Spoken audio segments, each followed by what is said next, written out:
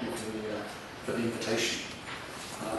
So my excuse on the speaking is that my father was actually a racing driver. When he was so it's genetic. So it's genetic, I think, yes.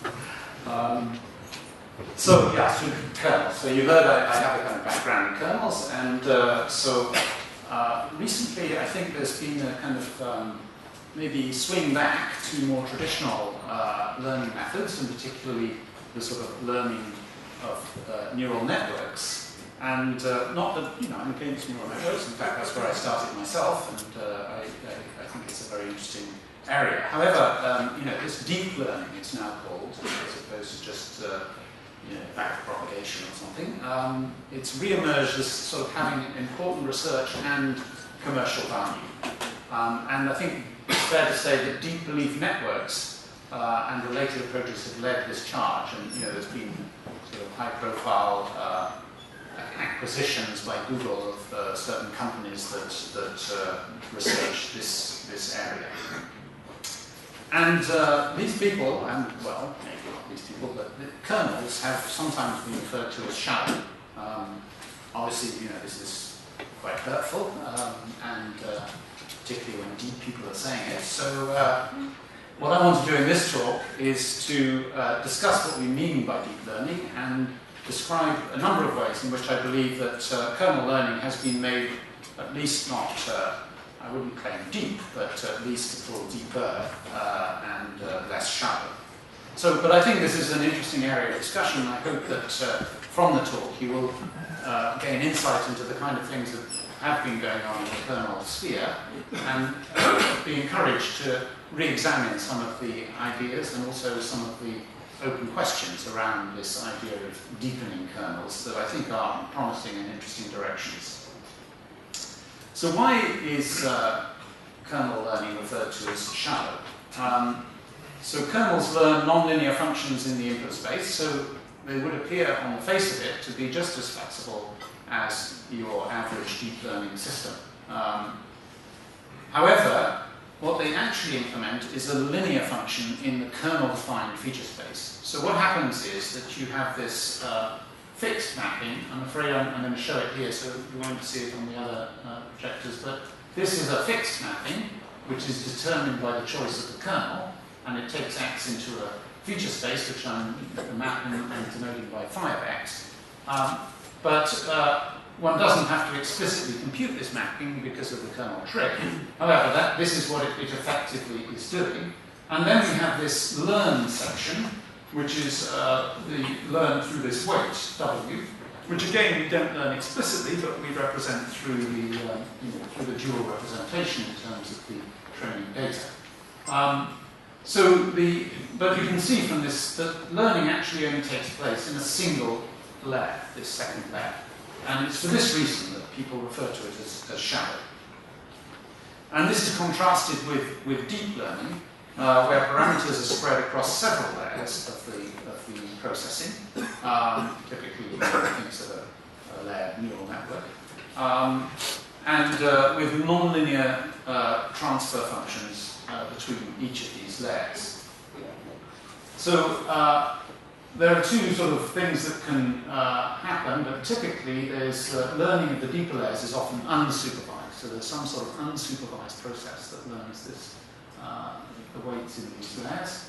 This isn't always the case, but sometimes. And then the final classifier, if there is one, or there may be several, are trained with the earlier layers fixed. Maybe taking input from the earlier layers as well, but there's a single kind of, so in some sense somewhat similar to this.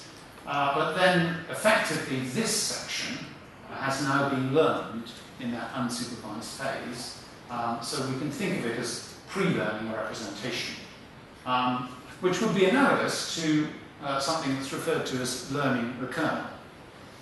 So there seems to be a potential connection in that respect, and I'll come back to that as we go into the talk. However, before I do that, I'd like to just kind of say a little bit about what happens in practice, because I think, in fact, people don't use fixed kernels.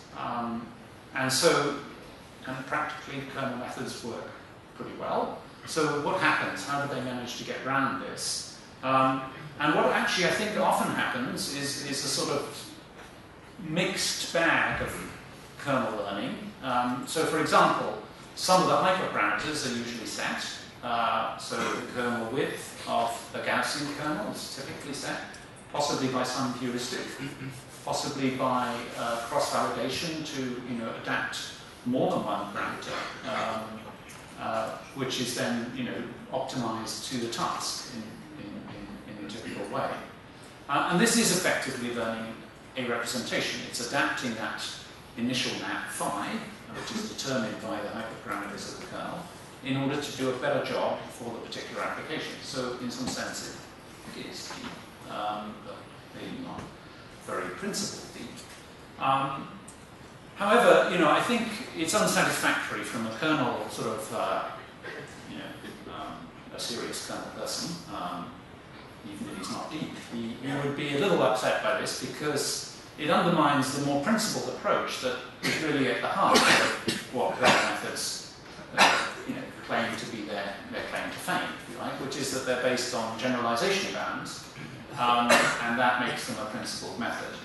However, the standard generalization bounds don't apply when you start adapting the feature space based on the training data. All of them are predicated on the assumption that the feature space is chosen, fixed, and then you do your learning.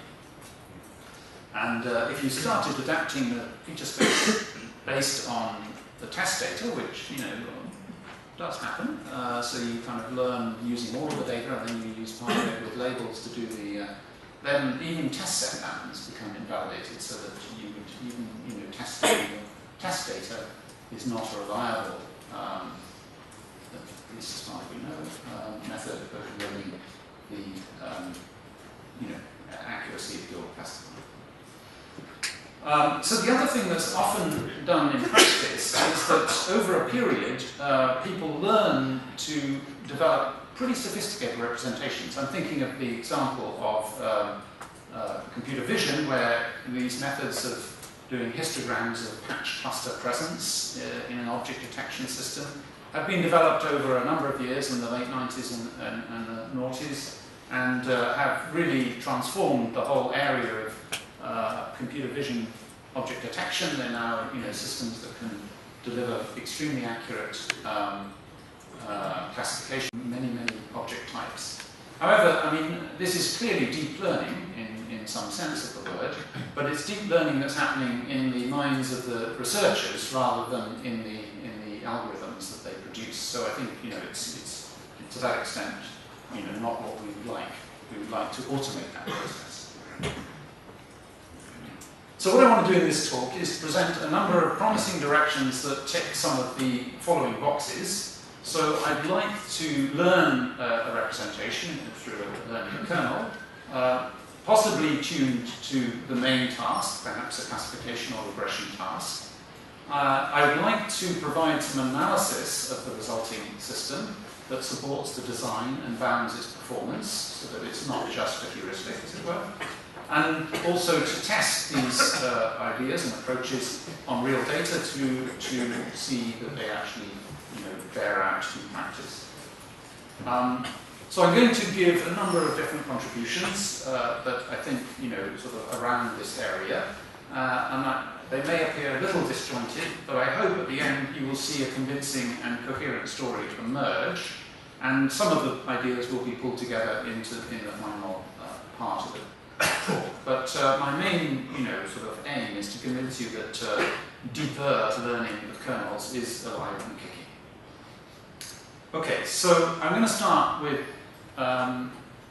what I believe is the first successful attempt to analyze the system that learns a representation and then uses that to learn, say, a regression or a classification.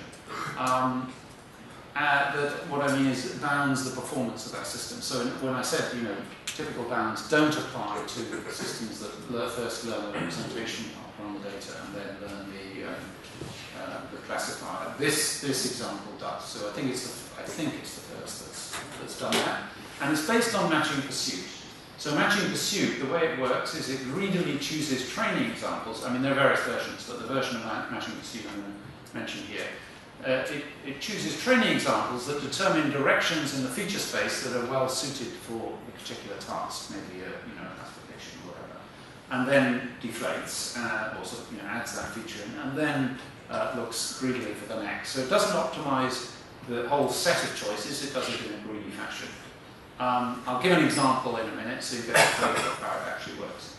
So the analysis that we've done is combining sparse reconstruction ideas, where if you can generate a hypothesis, or in this case a representation, from a small number of the training examples, so then all I have to do is specify the indices of the training examples, and I can construct whatever I need. Then you can apply generalization bounds to that approach, and combining that with generalization error bounds for the actual classifier or whatever, based on that particular feature space. And the way we've done it is quite general, so you can actually use it for different applications. There's a sparse PCA classification. When I say PCA, I mean kernel PCA classification, regression, and canonical correlation analysis. And they all come with bounds that tie both the choice of the representation and the learning. And this is the paper in which it's described. Here's what it looks like for KCCA. So you are given two kernels, and essentially the key thing is this stage 3, where you have the criterion for the index, I, which is to choose the maximum of this quotient, which is easily computed from the two kernels. And that is the direction that will be most useful and then you have to deflate the two kernels, each one separately, and then cycle back. So you do this for a number of iterations, typically a small number of iterations.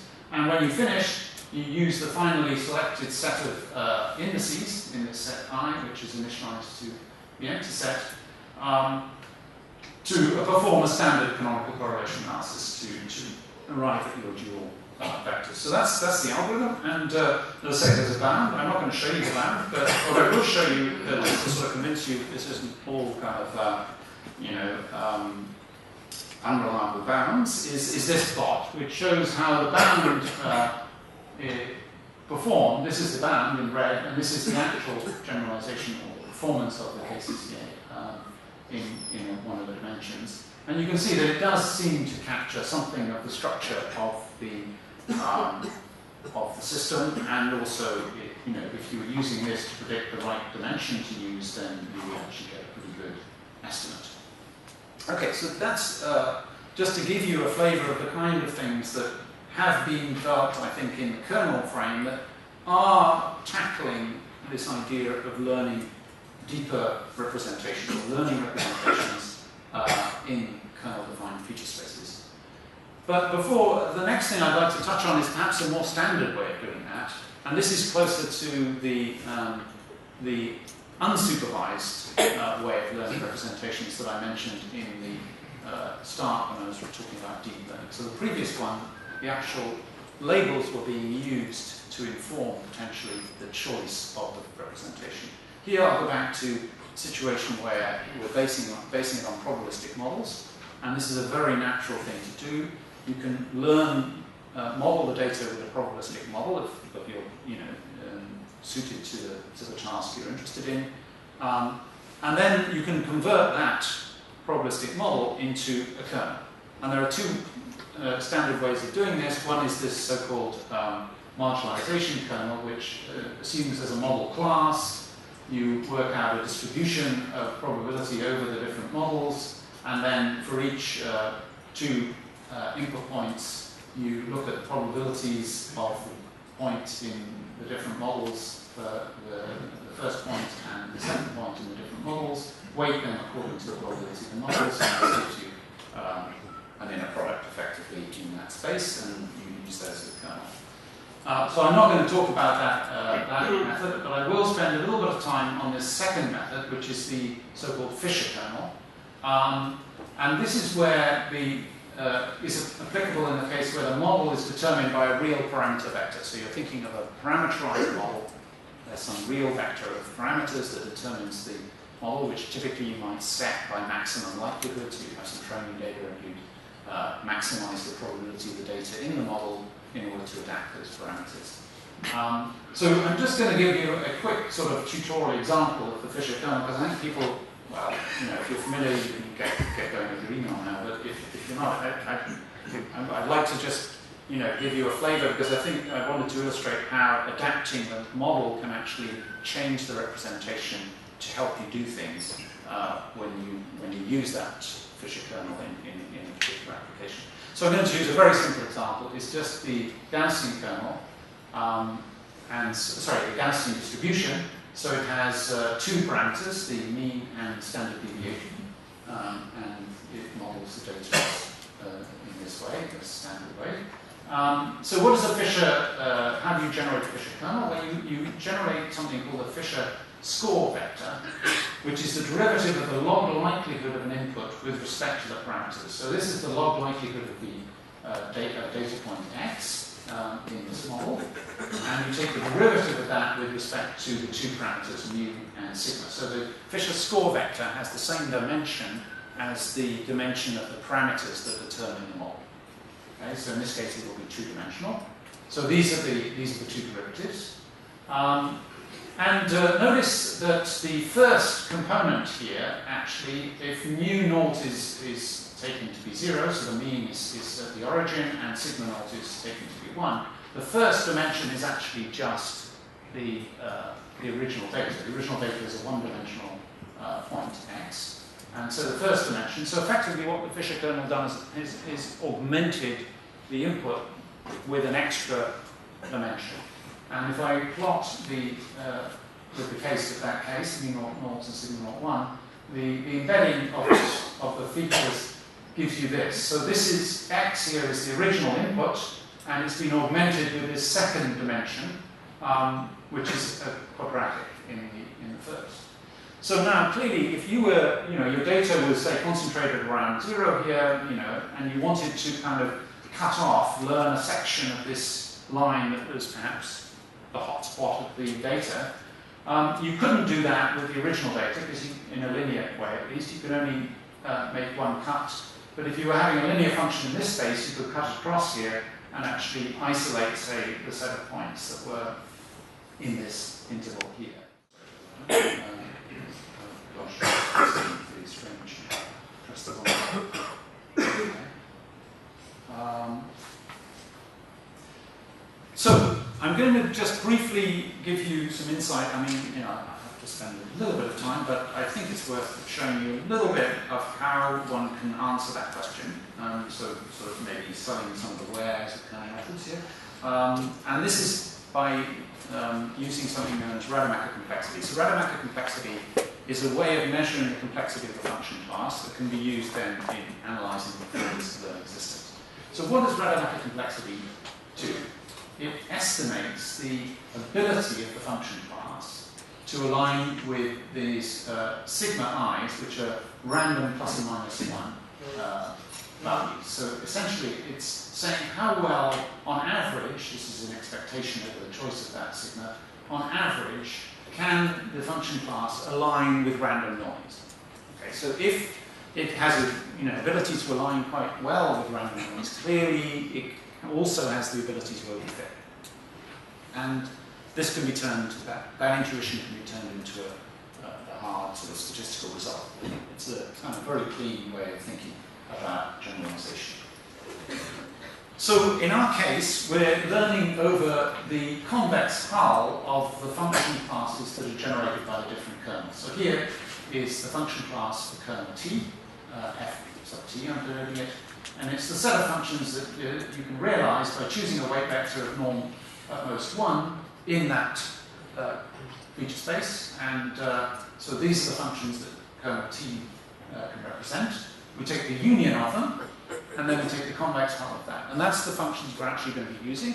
And we're going to run our sort of SVM optimization in that space. Now, Rademacher complexity allows us to try and obtain a corresponding bound, and just plugging it into the standard bound, we would get this result, which says that the generalization error is bounded by how well we do on the training set. That's these slack variables, so that's just a sort of training error. And this is the Rademacher complexity, but I've actually dropped the convex bit here. And the reason is that there's a very nice property of Rademacher complexity that if you move from a set of functions to its convex hull, it doesn't cost you. It's a slightly surprising result, and it can, it's been critical in motivating, let's say, something like boosting, where you essentially take linear combinations of your weak learners, so you take the convex hull of the weak learners, and the Rademacher complexity of that is not increased. And perhaps this is one explanation of why boosting is so effective. So this is effectively the Rademacher complexity of a union rather than the convex hull in this sense.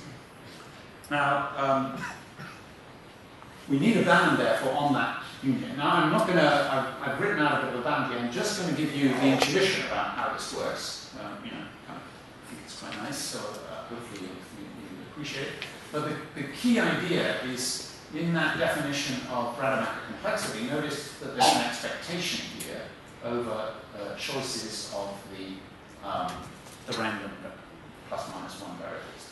And that makes it very difficult to do that bound, just get that bound that we wanted.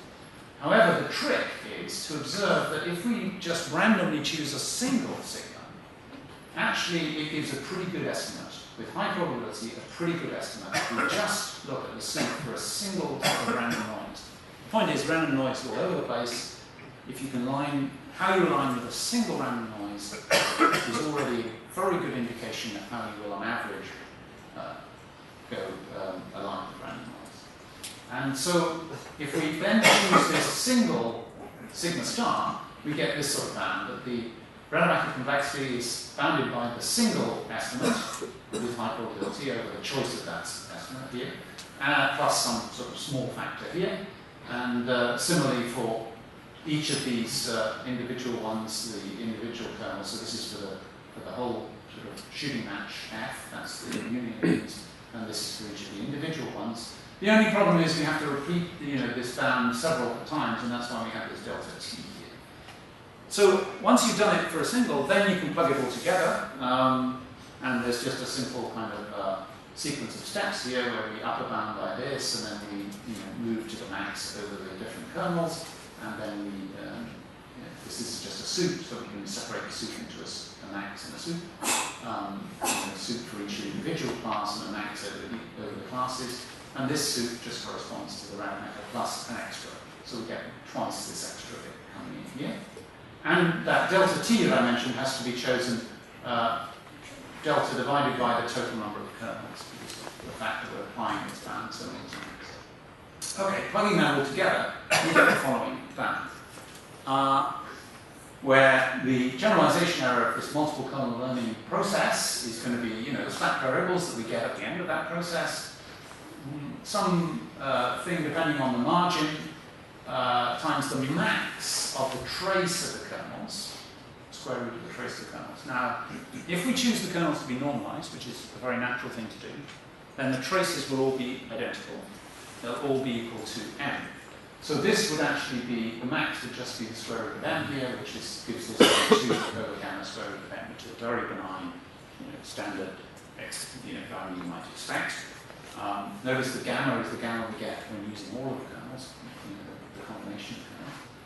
So the only cost we have got compared to using a single kernel is this extra factor n plus 1 here, which measures the number of kernels, and comes in under the log here, okay, in the square root, but the log here of the number of kernels. So this is actually, extremely weak dependence. So what we're saying is we could take, thousands and thousands of kernels and use them, and the cost in terms of the bound is actually very, very small. So it gives a sort of logarithmic dependence on the number of kernels. So this is the result of this case. So, I think people have tended to be a little bit too, this suggests that people, including myself, have tended to be very kind of careful about multiple kernel learning. Maybe we'll throw in 10 kernels. That's a bit dangerous, but maybe we'll get away with it. And actually, this is telling us, no, you should throw in thousands, millions maybe of kernels if you've got a reasonable data set to sample. And some people who actually have been brave enough to do this, so this group here of Manik Varma and Zisserman and company, and they actually applied they were doing computer vision, and they tackled the Pascal Visual Objects Challenge data in 2007, and got extraordinary results, actually. They really did improve things enormously. They were winners in the challenge in 17 out of 20 categories. And in half the categories, they increased the average precision by over 25%, which is a huge increase. And they've also effectively scaled to millions of kernels with the techniques that they've provided. So, I know that this was before, as usual, the theory postdates the practical application, but still, I think this is a nice justification of the theory, albeit one before the theory is developed. So the other thing I wanted to sort of pick up on out of that analysis was that actually that way of viewing multiple kernel learning as a sort of a convex hull of a set of functions, the convex hull of the union of the different functions you can represent with the different kernels, actually suggests that we can link this to something known as linear programming boosting. So what is linear programming boosting? It's a very simple idea that you take the SVM optimization and replace the 2 norm with a 1 norm. Okay, and that gives you a linear program. So you have a 1 norm to weight vector rather than a 2 norm, and you can't use a kernel because you have to have an explicit representation of the data. So it's a primal only version. Well, what I mean is you have to have the explicit representation. So you get a linear program, and you can solve its dual, the dual of that linear program, using an iterative method.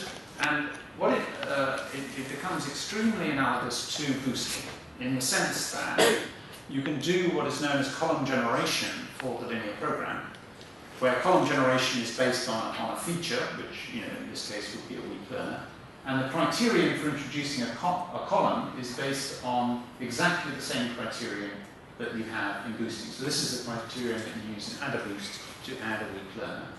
The difference here is that rather than then calculate a weight for that weak learner and lock it in, you add that weak learner to the current set of weak learners and solve the linear program that corresponds to the dual of this thing here. And the dual variables of that linear program are the weights that we would normally use in the weighting for AdaBoost, say. So UI starts with a uniform weighting for AdaBoost, and then it updates the weighting based on the performance of the weak learner that's chosen. If you're familiar with the AdaBoost algorithm, in this case, the UIs are updated by solving this dual linear program. So the actual UIs are coming out of that, but they correspond to exactly a similar thing of weighting over the examples that weights the difficult examples and forces you to put your attention on weak learners that can handle those examples well. So it's a distribution of examples, and there's a slightly nice addition that it also has an upper bound beta that comes out of this linear program that actually can be used to test whether the weak learner is actually going to add anything. So there's a stopping criterion that you don't get in AdaBoost. In AdaBoost you sort of stop when you or something, but here there's a criterion, and there's even a way of sort of saying, well, even if I've got a bit of gap between my weak learner and beta, I can use that to bound the amount of improvement I might see. Okay, so this is all very well and good, but what I'm going to show is you can also use this same approach to do multiple kernel learning. Effectively, you can use exactly the same because the criterion here that we would normally choose to identify the weak learner can be used to identify the best function in the whole of a kernel function class. So we can use this criterion to actually identify the weak learner that's best in each function class and the quality of that weak learner, and then we just have to look across all of the different kernels and find the one that's best. So we can actually solve the whole of this thing, although it's got an infinite number of choices, we can solve it in this kernel-defined function class. And the reason we can do that is it's a trick, you know, the usual kind of thing. Here's the criterion, here is the thing where taking the soup over, the choice of the weight vectors, and you can just take the sum inside the inner product, and then it's a very standard thing. So this is the best you can do in that function class, and indeed, surprisingly, you actually get the explicit weight vector out, and it has a nice dual representation. And interestingly, the dual representation is the same for all of the function classes. So the dual representation is just the ui, that weighting times the yi divided by the, well, okay, you have to normalize it based on the function class. The normalization is this quality of that particular. So you choose then the kernel which has this the largest, and then this is the dual representation of the function in that class, and you add that into your linear program, and you're away. So hence you can use linear programming boosting to do multiple kernel learning. And more generally, you can think of that U vector as some sort of signal to refine the representation. So we're using that U vector to choose a function. Why don't we also use it to adapt the representation in some cases where we might have a parameterized representation? And we can think of this and apply it in the case of Fisher kernels. So where the Fisher kernels are parameterized by a probabilistic model, we can think of the U as a signal which can optimize the setting of the parameters of the probabilistic model in order to make a better representation for that particular task. So this is again, going away from, say, the standard, maximum likelihood learning of the parameters that you might have in a probabilistic model. You might start with that, but then using this U as a signal to adapt the representation.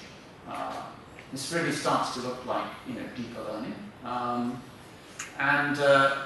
We've done it in the case of Markov models for time series and applied to forecasting foreign exchange rates. So you can do a maximum likelihood fitting.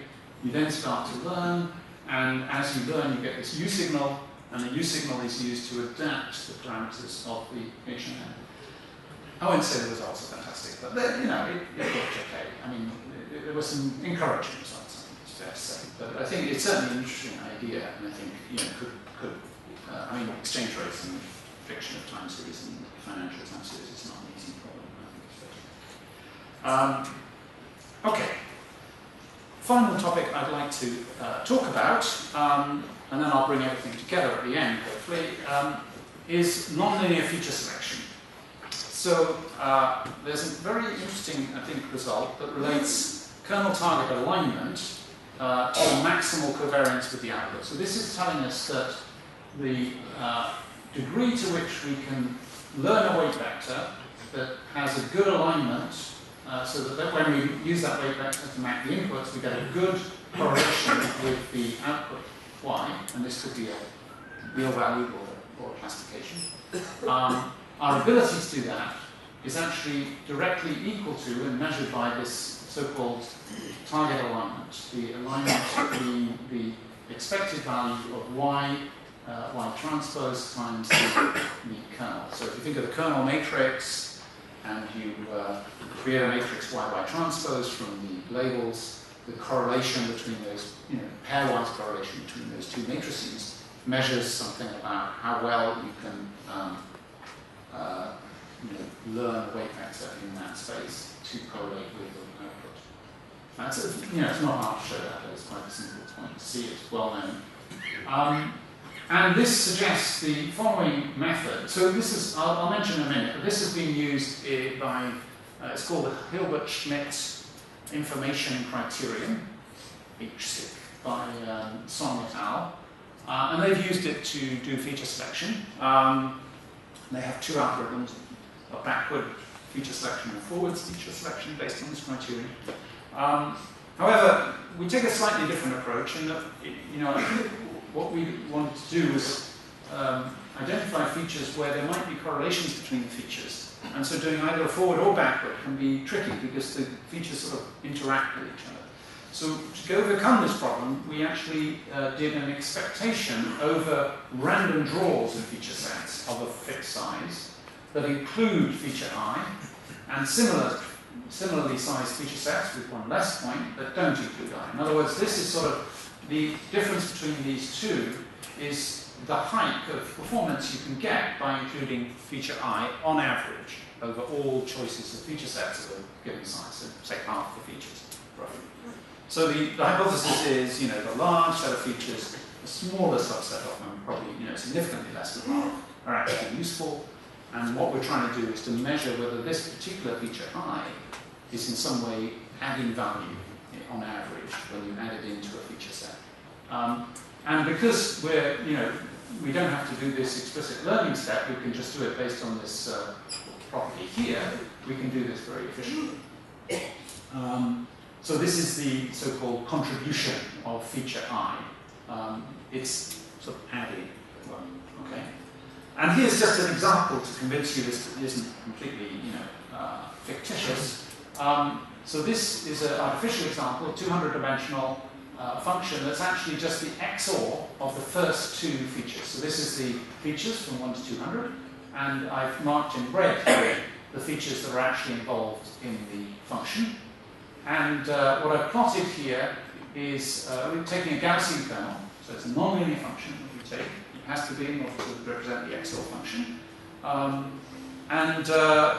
What I've done is plot the estimated contributions by taking successive random subsets of the training data and run them, as I said, do this random subsets of the features, and then you look at how many times feature I is involved in feature I. So I won't go into the details, but basically you look at that, estimate that by a random subsample, that contribution for each feature vector. And you can do it quite efficiently because you do it all together effectively. And this is a plot of the contributions of the different features.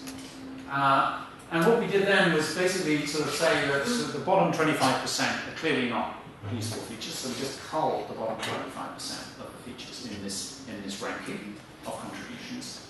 And so that was moving from here to here. You can see there are less now, as many have dropped away. And then again, culling here. And you notice that as we cull, the influence of these real variables that are actually involved start to emerge as really dominant. So this gives you a sense of how, by gradually getting rid of irrelevant features, you kind of see the real features emerge and you can identify them. So there's some properties of this that you can demonstrate. Irrelevant features have negative expected contribution. Expected, not correctly, this will vary. The chances of a relevant feature being in the bottom quarter of the rank contributions are sufficiently large and the sample is arbitrarily small. By taking the sample large enough. So if you cull the bottom 25%, which is what I described we were doing, then you can remove those features without risking losing good features, where good is defined in an appropriate way. And you even have the possibility of locking in features that appear in the top 25% consistently. We haven't done that, but in the results I showed that you could do that as well. So you have this kind of principled approach to identifying, useful features. So just to mention, I've already mentioned this Hilbert-Schmidt independence criterion. That so this is very much the inspiration of this work. And there were two methods developed by the authors Song et al. The so-called the greedy forward addition of features, or focus it, and the greedy backward elimination of features, which is backseek.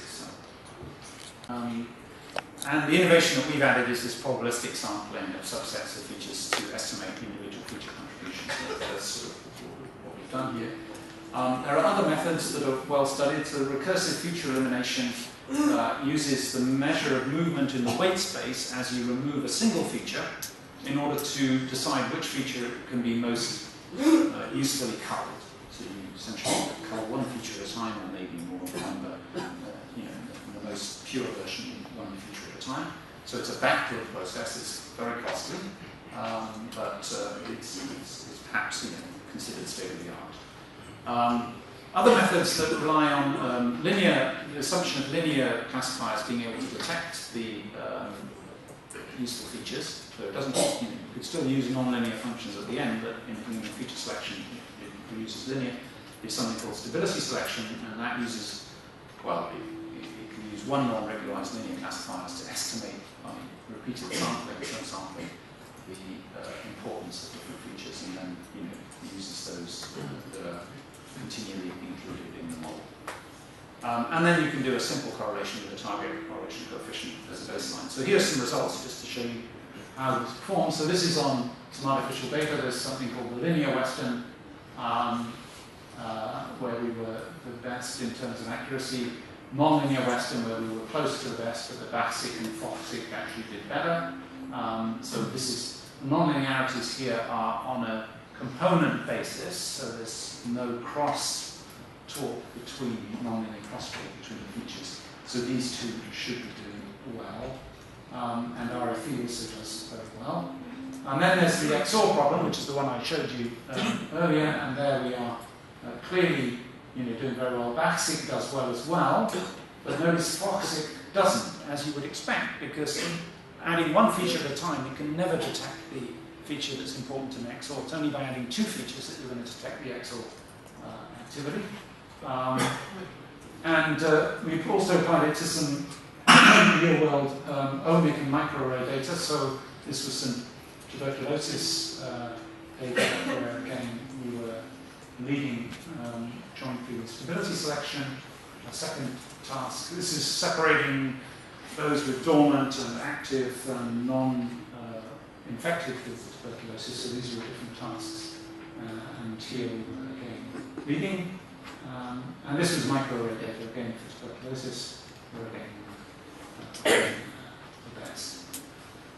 So the final thing I wanted to mention was we've applied this to a deep learning challenge. Okay, so we took the guys head on, right? This is the Black Box Learning Challenge, 2013. We actually had one pre-processing step, which is quite principled, so a little bit okay. So the initial sparse filtering step, a method by G. Klein et al. So we applied that. We then performed this sequence of, on the resulting representation, we performed this sequence of feature selections or cullings of features using this method that I've just described. We then created kernels for each of those cullings, and we applied the LP boost MKL method. So we're using again, something that's principled in that sense, and we came third. Okay, so we actually got a final score of 1685 compared to the winning score of 702, and that's appeared in this. So, by adding in, what I would consider a slightly more principled set of methods, we were able to tackle some of these supposedly methods that problems that require deep learning. Now, I'm not saying we're there in any sense. All I wanted to sort of convey was that actually there are a number of methods being developed within sort of kernel framework that come with a little bit of analysis and so on that are able to go some way to do deep learning. So in conclusion, learning deep representations I think is important for analysis of real data. Many kernel practitioners are using deep learning, but typically in a relatively ad hoc manner, and attempts at more principled methods have been rewarded with considerable success. So I think there's already a range of theoretical results relating to deeper kernel learning, kernel methods that place the approaches on a firmer footing. Okay. And that's my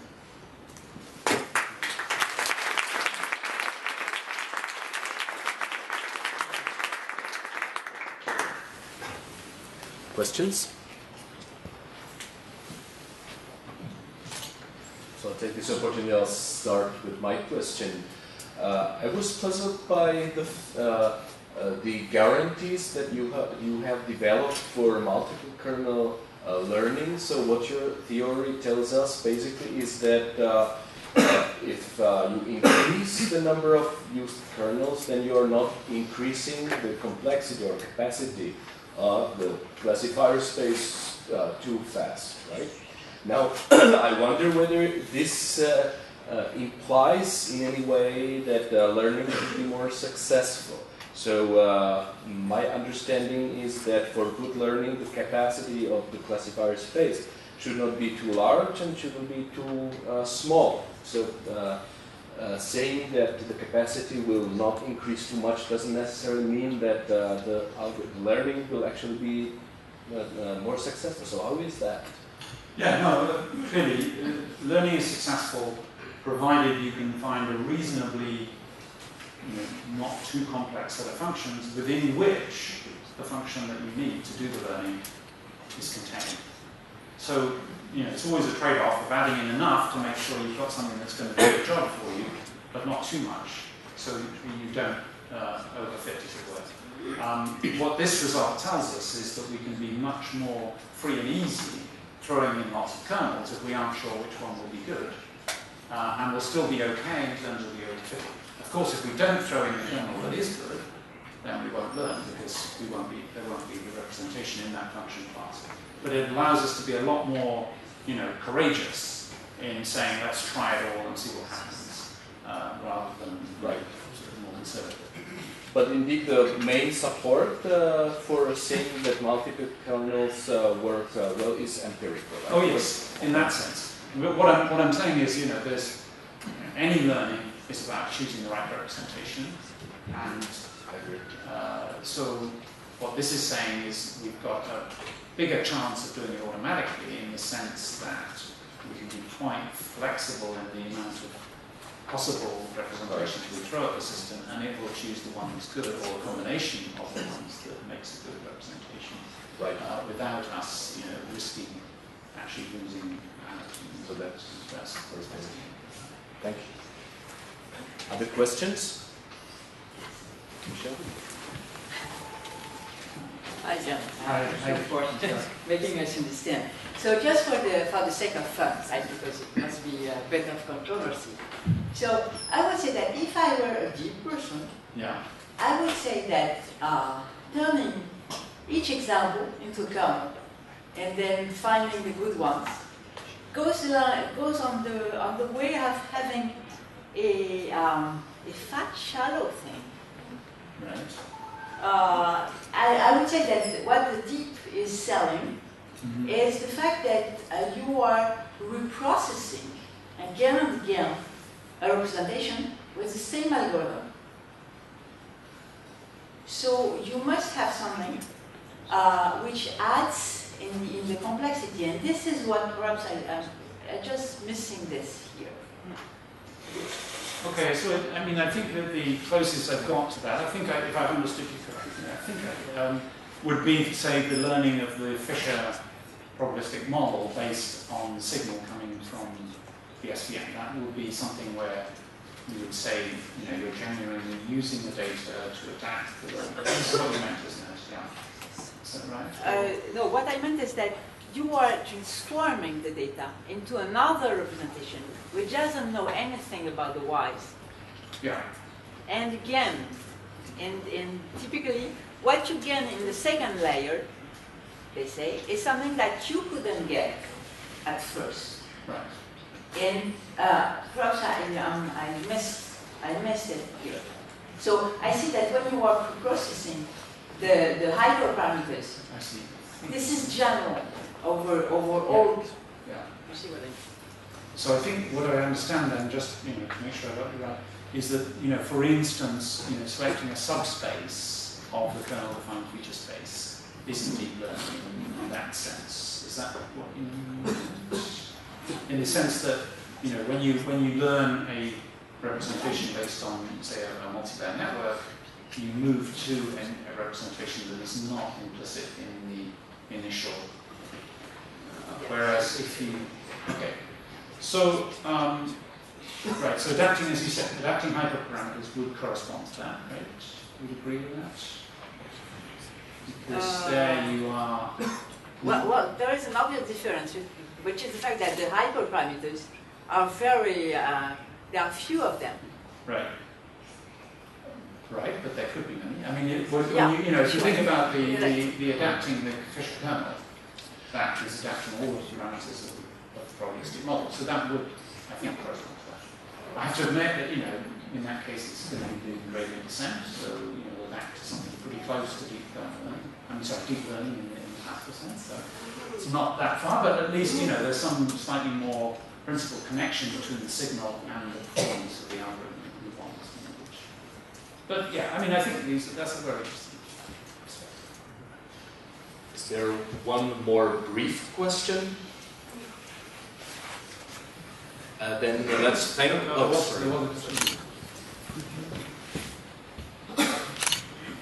just wanted to say this was a great talk, really. Just a brief question. I came across some papers on hyperkernels in the past, recently, and I was just wondering if you see any of these in the within the framework of deeper kernels. No, I agree. Sorry, what are they called again? Hyperkernels, isn't it? Yes. Yeah. So it's a kernel over kernels, effectively, as I understand. And there, essentially, you're taking, rather than just a finite set of kernels, a class defined over, in some way, over a set of much broader set of kernels. The analysis we've done doesn't apply to that, so I can't comment on whether the flexibility is too much at that point. But my guess is it might well not be, and therefore. I think it was very interesting, perhaps something that might be a good next step in terms of extending these ideas. Well, due to the logistical constraints that I mentioned, may I suggest that the further discussions are taken to the foyer. So let's thank John again.